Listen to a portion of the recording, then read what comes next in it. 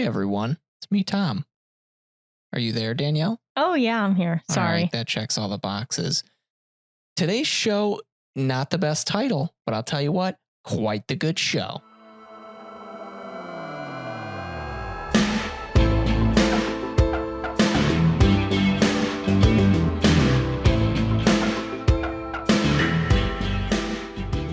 Hey, thanks for being here. So the show today, as you've read in the title, The Promised Neverland. Danielle had this on the list for a minute. Been wanting to watch it for a while. We finally carved some time out for it. 2 days to be precise. I think we watched this just because we're doing anything in our power to not watch Kaguya-sama season 2 to annoy Michael.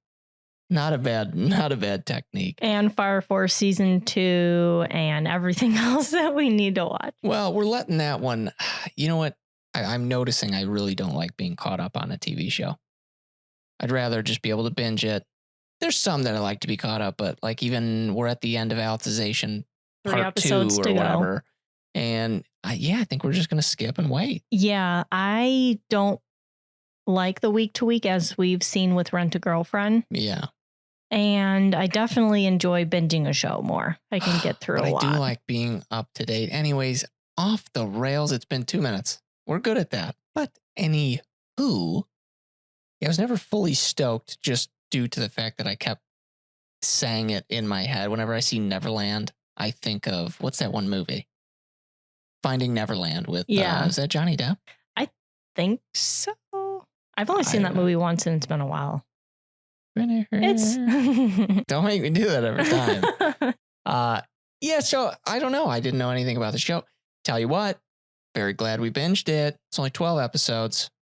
It's from winter 2019, so still somewhat relevant. This one, gotta say, big into it just for the fact that it's a thriller. You know, the first couple episodes, it'll get you hooked, I think. Well, the first episode. Well, you know what I mean? It keeps it going.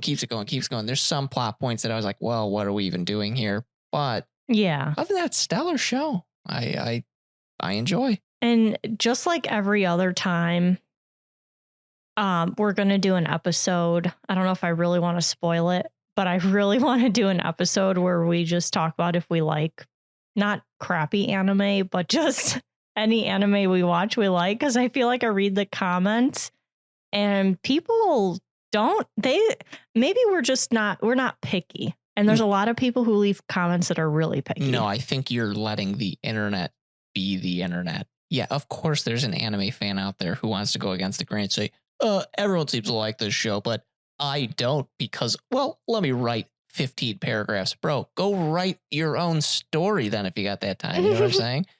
No, and yeah, people were saying in my anime list, one of the top comments on this was just how it's not that good of a show, but then it's ranked pretty darn high up there as far as shows go. I don't trust the internet. I'm just going to watch it. If it's good, it's good. I told you. There's things that could nitpick about the show, but it's still a good show. So true. Yeah, you did say that the other day on the couch. Yeah, who cares? If we like it, whatever, right? That's true. We don't do this to please anyone else but ourselves. Exactly. And our listeners. Hey, guys. And if you don't like what we're saying, hit the road. No, I'm just kidding. Stay. No, hit the Instagram and yell at us. And then we'll be like, oh, we'll go hive mind. Sure, we now don't like this show. No. Promised Neverland. So basic premise is we've got an orphanage here. And surrounded by forest. This is going to have spoilers. Yes. So if you haven't watched it, please don't listen yet. Or just wait a while. Do we need to start? Yeah, listen, people, if you are listening out there and you're listening to this episode, DM us.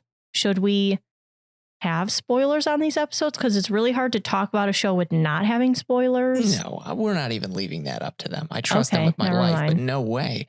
You have to talk spoilers. It's the way to talk about the show. Yeah, true. We can just give you guys, we'll give you the base premise, and then we're going to go into what happens on episode 1. Yeah, we'll give you a basic, feel, and then... Yeah, whatever. And then we'll go into more spoily. I just need to talk about the show because it's freaking good. That's the first thing I did when I went to work today, actually. I told my boss, who wants nothing to do with anime.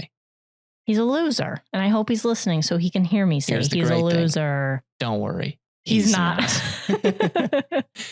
So we've got an orphanage, the Gracefield House. And we've got a bunch of these young kids. So cute from moment one. My one thing was the art style kind of got me initially. Not Emma, in a good way. Our main character, when she's just neutral smiling, like just the line of a smile, her chin looks massive. She looked like she was giving Jay Leno a run for his money. But so charming, cute kids. The voice actors all did great. And you got it's clearly just setting up the scene of you've got this orphanage. There's this one mother figure who in this case it's Isabella. Mm-hmm. And they're just going through the motions. You got the older kids helping the young kids get out of bed. Let's get breakfast going. It seems to be a pretty solid utopia for as far as an orphanage would go. Oh, yeah. Everyone's happy. They get a lot of, they do show some parts where they're doing their school lessons. They have to do these tests every day. But for the most part, you see them outside. They're running around playing. They love playing tag. Absolutely. Who doesn't? And they just have a happy life. And that's what you see in 90% of episode 1. Yes. Until they hit you with that end bit. So that's kind of the premise. Except for stuff starts going awry and the kids might need to escape this building. Escape. Now, if that's not a good enough sell, I guess you could literally just watch one episode and you'll either, it puts the vibe out there pretty quick. So you'd either like it or you wouldn't. Now, if there is a plan to eventually watch, look up a trailer, pause this. If it seems like you're interested, go watch it, then come on back. Because now it's episode 1. We're getting right into the spoilers. So what we end up finding out here is mom is not, she's not nice. She's not nice. So we get a cute little character, Connie with her little bunny. Yeah. So you'll see her the whole first episode. She's got this little bunny stuffed animal, a girl after my own heart. Mm-hmm. And it's her adoption day. Someone has adopted her, quote unquote. If that doesn't lay it out, they might not be getting adopted. So the older kids, the 3 oldest ones, Emma, oh my gosh, Ray. Norman and Ray. And Norman, yeah. Fun fact about Ray.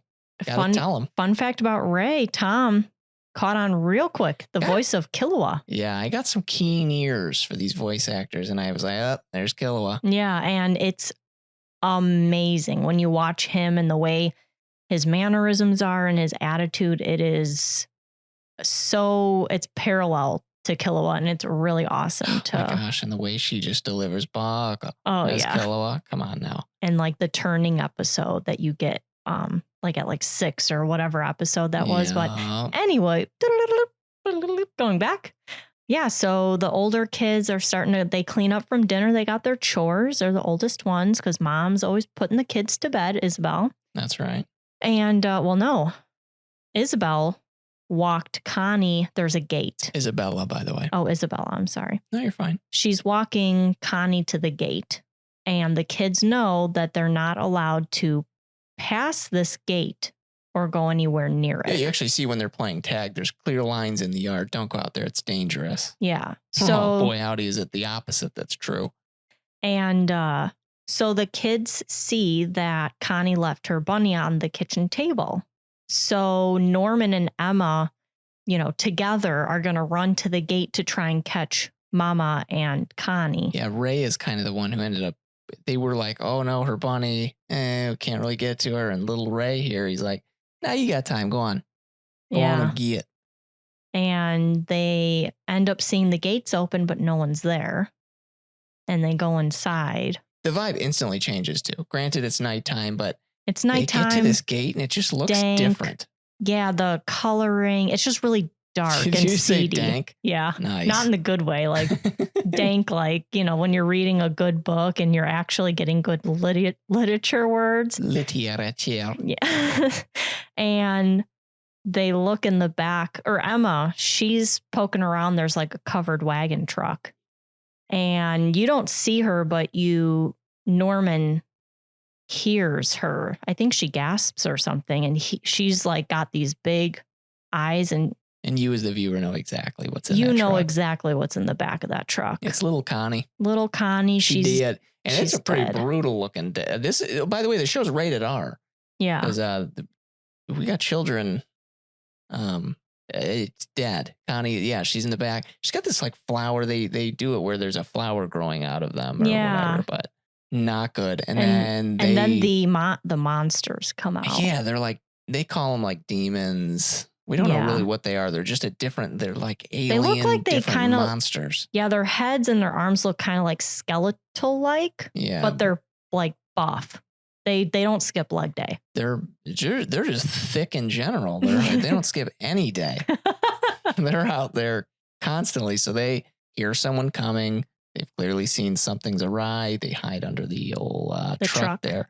That's when you first see, and then it's that nice suspense of, oh my gosh, they're about to look under the truck. Oh, and then they're gone, whatever. Which, don't know how they escape. But here's the thing. They dropped the bunny that they were bringing down there. So now Mama knows some kids were down here. So now it's going to start playing into some mind games. And that's what I liked about the show is, yeah, some of it's predictable, but then some of it seems so predictable and then it's not. Yeah, especially the last 2 or 3 episodes when they give you that turn. Yeah, I mean, even just little things like you don't pick up on, but then Ray, he was the one who kind of sent them down there, which you end up finding out, well, he might have a little bit more knowledge about some stuff. But that said, I mean, the show had a good way of really just at least captivating me. I think episode 1, we turned to each other and I was like, well, we're sitting here for the next 4 episodes and then we binged the last. Yeah, it was a 2-night type of deal. We watched a bunch at once, swapped over and then finished it like that. There is going to be a season 2, supposedly. Oh, yeah. But you know, the great thing is if they stopped it where they did, I think I'd want more, but I'd be okay with it. I'd be fine with the ending. But of course, yes. No, we're fresh off the press here. Of course, I want more. This first season here, it's the first 4 volumes of the manga. Now, we just really need to start getting into that so that we know what's going on. But then there's something genuine about waiting for a show and being just as excited, right? Like people already know what's going on in Demon Slayer. You think that people who read manga and then watch the anime aren't equally excited as those who don't? I think they might, of course, have that, stoked ability of they know what's coming and they're ready for it. Mm. But for us, who are generally mostly just in the anime train, I'm just excited with the mystery of what the heck's going to happen on this train, on that movie. That's soon. Yeah. It's in a month. I have been starting to read. I don't want to not talk about Promised Neverland, but speaking of manga, I did try and start Say I Love You. Oh, did you? Mm-hmm. Because I love it so much, I want to read it. And I heard it's a little naughty. So, well, I mean, I'm always looking for more naughty than what the anime is going to give me. Yeah, you can't even necessarily even get a kiss out of the anime a lot of the times. I know. They leave me blue balling all the time. That's right. I just need even a little smooch. Yeah. The part in Promised Neverland, it got me. What? Are we going to go through all the episodes or just our favorite parts? I mean, just vibe. Go ahead. Talk about it. We've set the show up. Now we can kind of just. Yeah. So you got the 3 oldest ones. So you find out that the reason why these kids are quote unquote adopted, they're being slaughtered for their brains. Yeah, it's a farm. It's a farm. And the children with the highest scores, which the 3 oldest ones, Norman, Ray, and Emma, are like top. Mm-hmm. They're like record best. Isabella, she's got the primo farm. She's killing it. She's that grass-fed, grade A Wagyu, good stuff. And she's actually known. You end up seeing one of like the even more higher ups, and they really just lay down the law of like her orphanage is like the bee's knees. You find out there's actually a bunch around, and yeah, and she's actually cultivating these 3. We didn't get too much of the lore of the establishment, I would say, mm-hmm. but there is someone called him, capital H, and he is going to be consuming these 3 children. They're like the best thing ever, and they're waiting until their perfect time. When you get to age 12, you're like maxed out. So they're 11 right now. Yeah, the eating time is between 6 and 12. So if you don't have a good score, you're generally just going to go a little bit earlier. They're going to send you off and you're going to get eaten. And yeah, as you had mentioned, it's about the brains, man. They figured that out because once the kids know what happened on the truck, now they're starting to they're researching all of the kids who've gone, within the past couple months. What are their test scores? Okay, they're low and they're this age, so we're okay. And they're trying to formulate this escape plan. Norman shows that he deserves to be, not that he deserves, but he is one of the high scorekeepers. That guy has plans on plans on plans. He's playing chess. There's no doubt about it. Oh, yeah. The kids end up using things. Actually, go ahead and finish your point and then. Oh, I was just running down the story to get to the part that ripped my heart out and then wanted to make me cry the whole rest of the episode. Yeah. Was it about when one of the three is yeah. Well, that's near the end. I know. That's why I think the main points and where I'll have some gripes actually is, so you end up finding, they tell Ray. So it's Emma and Norman are the ones who saw the whole thing. They go tell Ray, otherwise known as Kilowai. That's all I think of. And loop him in. He believes it or whatever. And then they start planning and what do they got to do and all this stuff. Clearly can't trust mom. And they play it cool, like in front of their mom. You can tell the mom's onto it, which adds to the suspense. But they end up letting 2 more people in. Into the whole deal. We had Don and we had Gilda. So there's 5 of them that know now. And they're just going through plans on, we find out they have trackers in their ears and that's how they can be found. And like, it's this mind game because Isabella she shows the kids blatantly outside that she has this tracker now. Yeah, which I didn't even think anything about it. So they're all being called. They have these like bells. So all the kids are supposed to come in because it's getting dark. And one of the kids is crying because another little kid is missing. So Isabella pulls out what looks like kind of a large compass. Looks like a Dragon Ball radar. Yeah, you don't see the front of it. You just see her open it. It kind of looks like, a Dragon Ball hunter thing or like a big pocket watch. Yeah. And she goes walking off and she has the kid in her arms coming back. All's fine. And then later on, Norman and Emma and Ray are talking to each other. And he said that she purposefully pulled that out. They had never seen that before. Yeah. She had purposefully pulled that out in front of them to show whoever the people are that saw the monsters that you can't get away because we'll know where you are if you run away. Yeah. And that was terrifying. And this is where we try and keep the swearing to a minimum on the old podcast here. But I will say Isabella is a bad bitch. She is cold. Yeah. She's very deliberate in what she's showing the kids and all that stuff. It's fun to watch. My gripes with the show is there are some portions of like, they shouldn't have wasted some scenes. Took up like a third of an episode where it's like, that didn't go anywhere and it doesn't make any sense. The main one being, and that's why I brought up Gilda and Don, they believe the 3 and their story, but they don't fully believe it. And then Emma was counting footsteps at one point, remember? And then she's like, there's a hidden room. Well, Gilda and Don basically do the old pickpocket, get the key from mom, which how the hell did he do that? Yeah, right. Where did he learn that? These are all good kids. He shouldn't be learning how to pickpocket.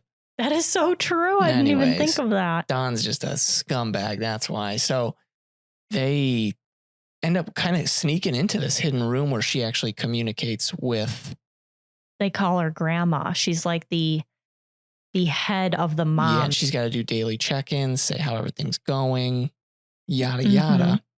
So Don and Gilda end up going there and they're in that room and it's very suspenseful. And it's this whole, I think it ends up being one of the cliffhangers or whatever. But aside from that whole scene, just basically they find the bunny downstairs and all the toys from the kids that quote unquote went to different homes. That whole thing was just basically them getting more and more convinced. I don't care. They didn't do anything in that room down there.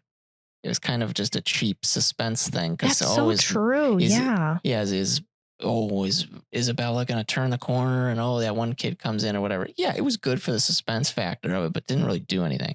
That's true. Yeah, they didn't steal anything that would help them. They didn't get any new information. They already knew that Mama had a timely, a daily scheduled communication with someone, and they figured it was in there. They really didn't need to physically see it. Yeah, I mean, that was the only logistical thing, and I think Ray even backed it up, which, by the way, and we're done saying spoiler alert at this point.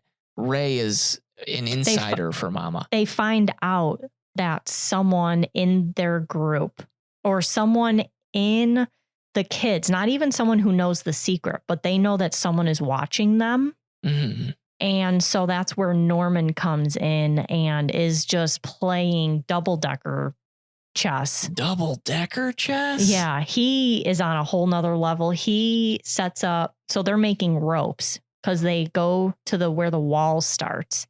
They're making ropes so they can tie them into the trees and try and scale There's a big wall surrounding this place, by the way. Yeah. Yes.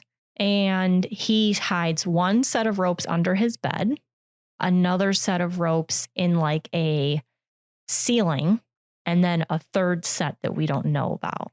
And Norman tells Ray, I'm going to tell Don that a set of my ropes are under the bed. And I'm going to tell Gilda that another set of ropes are, I think he maybe said the library. Flip-flopped that though. I think he told Gilda it was under the bed. No, it was Don. All right, well. Listen. Hey, I'm with you. Go ahead. You got it. And so he said, and then I have a third spot for if X happens, I have a third spot, and then I'll know who's the real snitch. Yeah. And so they set up this really great scene where Emma's in bed. They have these shared rooms. They have a couple shared rooms where the kids sleep. And Emma's in bed and Gilda ends up getting up out of bed in the middle of the night and leaves. And another sister, like an underling to Mama, arrives at the orphanage and she's extra help. Yeah. So we see Gilda sneak off to her room, and she was already kind of grooming Gilda to try and tell her information about who the children are that know about what's happening. Yeah. Sister Crone, who this lady is, she actually is, well, she's there to help Mama. She also wants to take over and become the mom of this orphanage as well. So then you got that dynamic. It's all just basically power play after power play in this show, which is fun to watch. It was nice watching it all unravel, but I'm sorry, go ahead. Yeah. So we see Gilda. She ends up not turning Emma in because she's happy that Emma and her are now friends, because Emma was so distraught after seeing what happened. She kind of wasn't her happy self anymore. Mm-hmm. And so she kind of covers that up so Emma knows she's not the snitch. And then we see in that same scene under Mama's door, a slip of paper gets pushed underneath. So we assume it's Don. Yeah. And then the next day, the ropes are gone underneath Norman's bed. But Ray comes in, and that's when it's checkmate. And Norman exclaims to him, oh, the ropes are gone. And Ray says, oh, so Don is the snitch. And he said, no. You're the snitch. You're the snitch, because he was the only one that he actually didn't even tell Gilda and Don where these ropes are. They were in two completely different places. Yeah. He only told Ray that. Bada bing, bada boom. And you get this crazy angle and this look of his face changing. It's when you see Killua with like those dead eyes, and it's that like where I think he tells that rabbit, if you've watched Hunter x Hunter, and he's going to kill that rabbit guy, and he says, if you come anywhere near Gon, I'll rip your head off. That is I love that part. Oh yeah. I just got like the goosebumps. But that switch in I'm fine with you to menacing happens in this scene after the chair is pulled out from underneath Ray. And it's so good. Good scene. But the cool thing is, then they flip that on its head. They don't really stick around and make it like, oh my gosh, can you believe this? No, they like are constantly boom, boom, boom, boom, boom. In this case, you find out, yeah, Ray is in fact. And we suspected, we just never knew. Yeah. But he's in fact the informant, but he's also not. He's basically doing that for the benefit of his friends. He's keeping her closer, the old enemies closer kind of deal. And so Ray ends up telling Norman that he's actually known since the beginning about what this orphanage is and what the goals are. So he's known after kid leaves what their doom actually is. Yeah, Ray is the most mature of them all. I feel like he had to grow up so quick. Yeah, and we actually find out I don't remember what they called it, like infantile something, where he can remember things from when he was in utero. Yeah, he remembers being a fetus inside of like his mother, who we will discuss later. Oh my gosh. So he has these details. He remembers when he left a place and went through a tunnel and showed up here. So, but he doesn't really remember everything. But so he's known. And I think he probably did go to the gate. I think that's how he confirmed. Yeah. Because there's no other way he would have. Unless he didn't. I don't. Oh, and something I wanted to nitpick about the show. Go ahead. They try to be secret, especially when Sister Crone arrives, because now there's two people that are watching them. Yeah.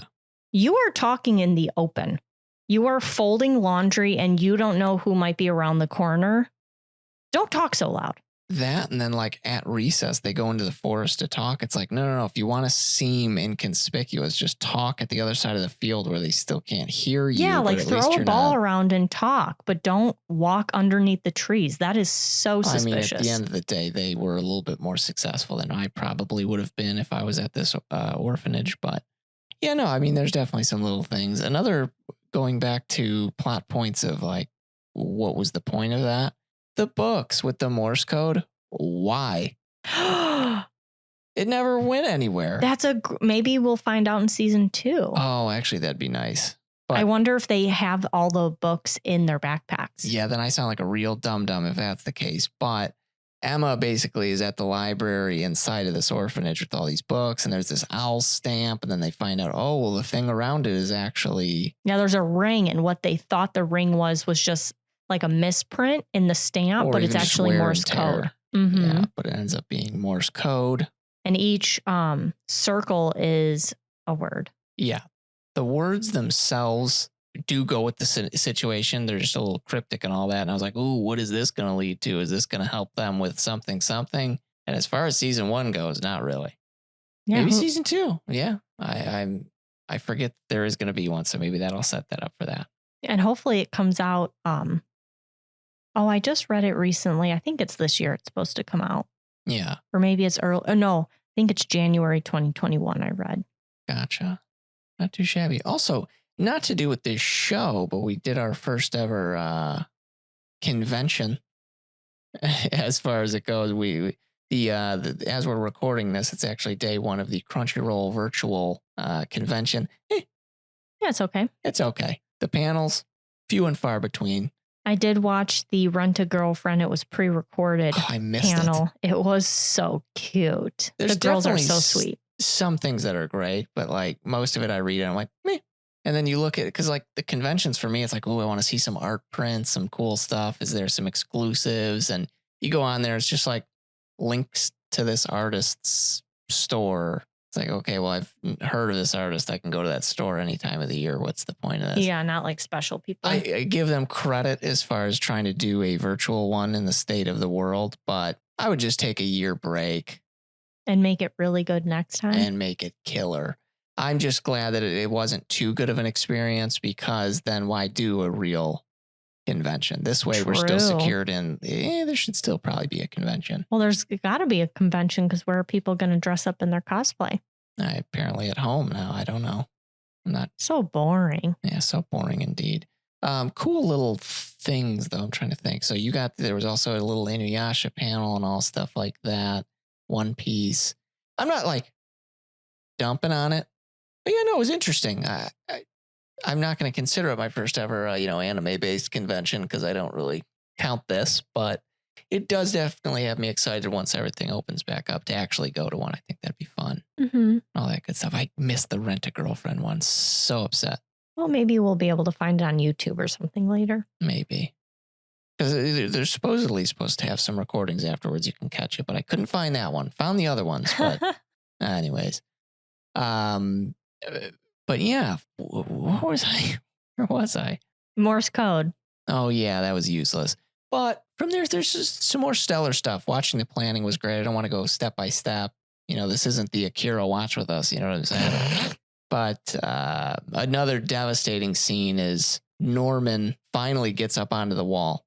So, Yes. well, actually, right before that, there's this whole plan about how they're all going to get onto this wall and go out into the forest and just get rid of their trackers and their ears and all stuff like that. Because Ray has actually been using this deal that he cut with Isabella, mom, to get gifts every once in a while. And he was actually building this thing that shocks and destroys the transmitter in the ear. Yeah. So the past 6 years, he's been working as a spy for Mama to watch the other children and report weird information. He's known about this device in the ear for 6+ years because each gift he would get, because he can't ask for he knew it dangerous. from the get-go, I would think, if he has this baby thing where he remembers. He probably remembers them putting it in his ear. Probably. I can't remember if they say that or not. That's the problem with binging. But I hate remembering things from 3 years ago. I would hate this little syndrome he's got where he remembers all that. Well, he said he doesn't remember everything, just some things. I know. Because remember, he said some things are blurry when he was talking about like when he was a baby. But there's certain things that stand out most. I have that condition with embarrassing moments. Yeah, I think everyone's got that. Everyone does. Man, just lame. I wish I could forget those. Yeah, I got some brutal ones. I was a bored kid, I think. But anywho, what was I saying? So Ray, he can only ask when he's getting these rewards for things that aren't dangerous. So he had to find, and we don't know what these other things were, but one of the last gifts he got from Mama is a Polaroid camera. And that was the last piece he needed to take it apart and make like a little shocker to nullify the probes in the ear. Crazy. So so they're all planning to do that. Something goes awry, and it basically at some point Norman's up on the chopping block. It's time for him to. The plan just does not go. They get caught, and Emma gets her leg wham bam split in two. Yikes a moon do. That was a hard break right there, Mama. She's cold. I'm telling you. It was a clean break. It was a clean break. She gave it the people's elbow. Yeah. So we actually see from Sister Crone's backstory that when you're going to train to be a sister or a mom, they're doing like Taekwondo, martial arts. They know what they're doing. And so when Isabella is going to the children and Emma's trying to hug Mom to keep her away from Norman, so at least Norman can climb the wall and escape or just get away. Emma grabs Mama and Mama breaks her leg. Crunch. And it has to be a clean break, she says, because the kids can't be offered up as this meat sacrifice if they're damaged goods. Yeah. The sound of that leg crunching. It was like they found that one guy at the movie theater that you go to the movie and you're watching your favorite movie and that one guy is just blasting the popcorn. I don't know how people eat popcorn that loud in a theater. I can't even try to replicate it. Humans are insane. It's insane. Anyways. But yeah, that leg break was an insane scene. But it ends up boiling down to Norman is up on the chopping block. He's 12 now. It's time for him to be sent off. He acts like he's not even. They're all 11 at the same time. He's not 12 yet. Oh, well, they were just ready. They just move up his ship date because Ray and Norman had figured out the schedule of when the shipments would go, when the next kid would go. Right. And Mama pulled the rug out from underneath them and moved up the ship date so she could foil their escape plan. Because Emma wants to escape with every single one of the children. Which and that's what was delaying unrealistic them. Until it happens at the end. Well, they leave the little four-year and unders behind. Phil, that one kid. Cutie head. Phil's the legend. He's going to end up being the second wave of escapees. But anyways, go back to the Norman deal. When he was on his way out, he ends up, they're like, listen, you need to escape, hide, and then pretend that you got out, but hide in the forest, and then we'll all leave later. This whole plan ends up getting put together, and Norman gets to that wall, and that was actually one of the more things that, of course, it was going to be that way, but I wasn't expecting it. But the wall has a gigantic cliff. Yeah, because so we can't get out. Yeah, we see Norman. He runs away, scales the wall, as you just said, and he's standing there, and you can't really read the expression on his face. And all the kids are being called to come back inside, and we see Norman's not there. So we're like, yes. She checks her tracker too. Yeah, she pulls the tracker out. We assume he's gone, and Emma and Ray are looking at Mama, assuming he, disabled the tracker and he's safe, but Mama smiles. Which is so predictable. I called that 30 seconds before. I go, well, here comes the smile. He's not gone, blah, blah, blah. I don't mind predictability. This show did good with a lot of using that to its advantage and whatever. But so Norman does. Yeah, I think it's like the day before he's leaving the next day. Yeah, he's outie, but he's making sure to be that guy. Like, listen, you guys still need to get out of here. Please do it. Right when he's gone, and he ends up a little bit of the food. Ray and Emma are like comatose, but we're gonna skip over the part that made me sad. Talk about skipping forward. Listen, I'm taking notes from you. What do you want from me? So there's a couple episodes before Norman and Ray are having a heart-to-heart. It's the episode where Norman finds out Ray's the snitch. Ray says, I'll be your spy, and I'll still be spy for Mom if you make a deal with me. And it's that, Emma, you lie to Emma and say we can bring all the children, but it's only going to be us 5. And Norman ends up reluctantly agreeing to lie to Emma, as saying that they'll escape with everyone, but not. There's a moment where he says he doesn't want to make Emma sad. And you can tell, you don't know if he likes her or just cares about her, because they 3 have grown up since the beginning together. Yeah. And then you get at the end where Norman's going to leave. He's got his hat on, his suitcase. We've seen it before. Looking dapper. He's going to the gate. He knows what's awaiting him, though. And Emma tries to stop him. She's got the crutches. She goes and is going to zap his ear forcibly so he can leave, because he's not going. And she ends up falling. She was going to put her foot down to hurt her leg again, and he maneuvers to where she falls over. Oh my gosh, and I'm going to cry.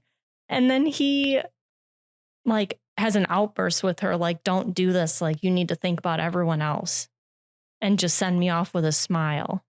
And then he starts to say, I think he was going to say, because I love you. Yeah. And he doesn't say the love, and you couldn't give me it. No. I know that they're only 11, but still. But you see that? It was perfect. It was so sad. They got you good. And then Norman leaves, and they walk. So you see Norman, Mama walks him to the gate and goes into this room, and I really wanted it to be where maybe he didn't die. Yeah. But that point in the it show, is. It was kind of like, listen, every time I've thought that it's not working, it's going to happen. And nope. I think that was hard. That was hard. And Norman, you hate to see him go, but he was such a legend of a character. No, you know what? He did good. End of the day, the kids end up getting up on that wall. There's some more intense. It's a lot of clencher moments, this show. Yeah.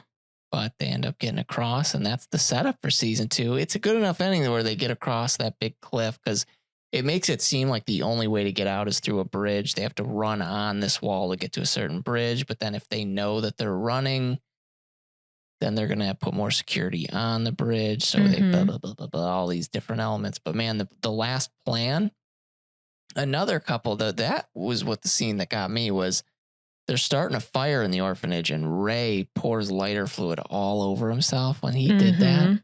First off, think of the stench Oh, see, I love the smell of lighter fluid. You don't love that much lighter fluid. That's like saying I love the smell of ketchup. If you're on a amateur video shoot and you're using ketchup as blood, night, you're not using ketchup for at least a month because you've had your fill of the smell. And it basically, so you're like, well, great. And he throws this match down and then she's screaming, Ray.